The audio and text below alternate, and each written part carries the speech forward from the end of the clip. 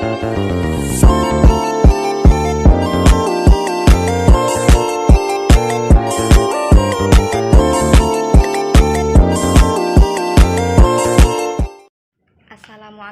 warahmatullahi wabarakatuh. Yang saya hormati pengasuh Pondok Pesantren Zainul Hasan Genggong, yakni Kiai Haji Muhammad Hasan Mutawakil Allah SHMM. Yang saya hormati Rektor Universitas Islam Zainul Hasan Genggong, yakni Bapak Dr. Abdul Aziz Wahab BAMAG. Yang saya hormati Dekan Fakultas Tadris Umum, yakni Ibu Wahyu Lestari MPD. Dan tak lupa pula kepada Kaprodi Tadris Bahasa Indonesia dan selaku pengampu mata kuliah pengajaran BIPA, yakni Ibu Maghfiratul Hamdiyah MPD, beserta teman-teman yang saya banggakan. Perkenalkan, nama saya Dewi Ananta dari program studi Tadris Bahasa Indonesia semester 5. Di sini saya akan menjelaskan tentang apa yang saya dapatkan selama belajar tentang BIPA. Yang pertama di sini ada sejarah BIPA. Sejarah BIPA dimulai sejak tahun 1990-an. Tepat pada tahun 1999 dibentuklah tim khusus untuk menangani BIPA, yang mana pembelajaran bahasa Indonesia bagi penutur asing ini dilaksanakan di dalam dan di luar Indonesia sejak tahun 1970-an dan mengalami perkembangan sampai tahun 1980-an sehingga BIPA ini sampai berkembang pesat gitu. Yang kedua di sini ada BIPA menurut para ahli. Yang pertama di sini ada menurut Siti Aisyah. BIPA menurut Siti Aisyah adalah BIPA itu tidak hanya mengajarkan bahasa Indonesia tetapi juga tentang budaya Indonesia begitu. Dan yang kedua ada menurut Teddy Lutfi. Menurut Teddy Lutfi ini menekankan bahwa pentingnya pendekatan komunikatif dalam pengajaran BIPA, yaitu beliau berpendapat bahwa metode BIPA ini memungkinkan siswa untuk berlatih berbicara dalam situasi nyata ataupun meningkatkan kemampuan komunikasi mereka. Yang ketiga ada menurut Fitria Aulia. Di sini Fitria Aulia di sini berkata bahwa pengajaran BIPA ini harus memperhatikan berbagai tingkat kemampuan siswanya begitu. Selanjutnya ada konsep dasar BIPA. Yang pertama ada integrasi budaya dan bahasa. Integrasi bahasa dan budaya di sini yaitu pengajaran BIPA ini harus mengintegrasikan aspek linguistik dengan nilai-nilai budaya dan bahasa gitu. Yang kedua di sini ada pendekatan komunikatif. Pendekatan komunikatif fokus pada interaksi dan praktik berbicara dalam situasi nyata. Pembelajaran berbasis komunikatif ini berbasis tugas, yaitu text-based learning begitu. Yang selanjutnya ada pembelajaran kontekstual. Pembelajaran kontekstual ini menggunakan situasi nyata dan konteks yang relevan untuk pembelajaran, sehingga siswa dapat mengaitkan bahasa yang dipelajari dengan pengalaman sehari-harinya. Yang terakhir ada fleksibilitas dalam kurikulum.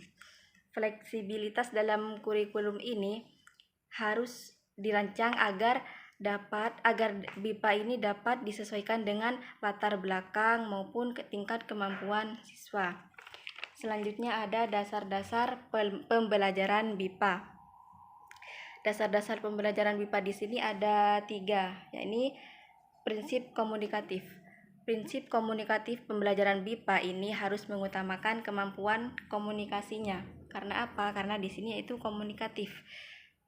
Siswa diajarkan untuk menggunakan bahasa dalam konteks yang nyata ataupun realita begitu, sehingga mereka dapat berinteraksi dengan baik dalam sehari-hari.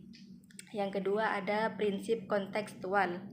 Prinsip kontekstual ini merupakan pembelajaran BIPA yang harus relevan dengan konteks kehidupan nyata siswa.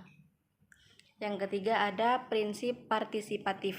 Prinsip yang mana prinsip partisipatif ini siswa didorong untuk berpartisipasi aktif dalam proses pembelajaran. Tuh. Yang selanjutnya ada tingkat pembelajar BIPA. Yang pertama ada tingkat pembelajar BIPA tingkat pemula, yang mana siswa pemula ini menggunakan pendekatan deskripsi yang digunakan lebih ke arah ekspositorisnya, di mana siswa ini mampu menguasai kosakata dasar, mampu membangun dan memahami struktur kalimat yang sederhana. Yang kedua ada pembelajar BIPA tingkat menengah. Kemampuan pembelajar BIPA tingkat menengah ini sudah tahu kosakata dengan luas dan sudah memahami tentang struktur kalimat yang kompleks dan bisa berbahasa Indonesia dengan lancar. Yang ketiga ada pembelajar BIPA tingkat lanjut. Pembelajar BIPA tingkat lanjut di sini yang mana fase ini siswa sudah dapat memahami, sudah memiliki kemampuan yang sudah relatif tinggi dalam belajar bahasa Indonesia, baik dalam pemahaman lisan maupun pemahaman tulisan, begitu. Dan dalam tingkat lanjut ini, pembelajar BIPA sudah difokuskan pada pengembangan keterampilan berbahasa dalam konteks yang lebih akademis atau profesional. Selanjutnya ada struktur dan sistem bahasa, yang mana struktur bahasa ini meliputi fonologi, morfologi, semantik, dan sintaksis. Sedangkan sistem bahasa ini meliputi kumpulan elemen linguistik yang digunakan dalam bahasa tertentu, seperti aspek tata bahasa, aspek ejaan, aspek intonasi, dan aspek-aspek lainnya. Yang terakhir ada keterampilan berbahasa dalam BIPA. Yang pertama ada keterampilan berbahasa menyimak, yang mana menyimak di sini merupakan suatu proses aktivitas atau kegiatan yang menggunakan telinga sebagai alatnya. Dan jenis-jenis kegiatan menyimak dalam BIPA sendiri ada 3. Yang pertama menyimak ucapan dan dialog sederhana. Yang kedua ada menyimak teks naratif atau narasi. Dan yang ketiga ada menyimak berita atau wawancara. Yang kedua ada keterampilan berbahasa berbicara. Berbicara merupakan keterampilan berbahasa yang salah satu aspek yang sangat penting dalam pembelajar BIPA sebagai penunjang untuk kehidupan atau untuk berkomunikasi di kehidupan sehari-hari. Itu tujuan dari keterampilan berbicara dalam BIPA ini agar siswa pembelajar BIPA itu mampu berkomunikasi dengan jelas, tepat, dan sesuai dengan konteks yang sedang dibicarakan. Yang ketiga ada keterampilan berbahasa membaca. Tarigan dalam Amalia dan Khairunisa 2022 menyatakan bahwa keterampilan membaca ini adalah keterampilan yang tidak boleh dilewatkan pada keterampilan ini, sehingga suatu keterampilan itu merupakan yang paling penting untuk keterampilan selanjutnya, begitu. Membaca ini merupakan salah satu keterampilan penting dalam bahasa Indonesia, karena keterampilan membaca ini sangat membantu peserta didik BIPA dalam memahami teks tulis serta memperkaya kosakata dan struktur kosakata atau kalimat. Yang terakhir ada keterampilan berbahasa menulis. Keterampilan menulis ini merupakan salah satu aspek penting dalam pembelajar BIPA.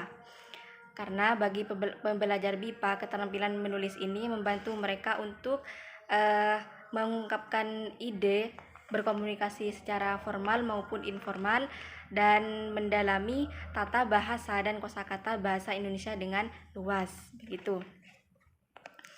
Di sini metode dalam pengajaran keterampilan menulis dalam BIPA itu ada dua. Yang pertama pendekatan berbasis proses dan yang kedua ada pendekatan berbasis pengajaran terpadu. Mungkin hanya itu yang dapat saya sampaikan, kurang lebihnya mohon maaf. Wassalamualaikum warahmatullahi wabarakatuh.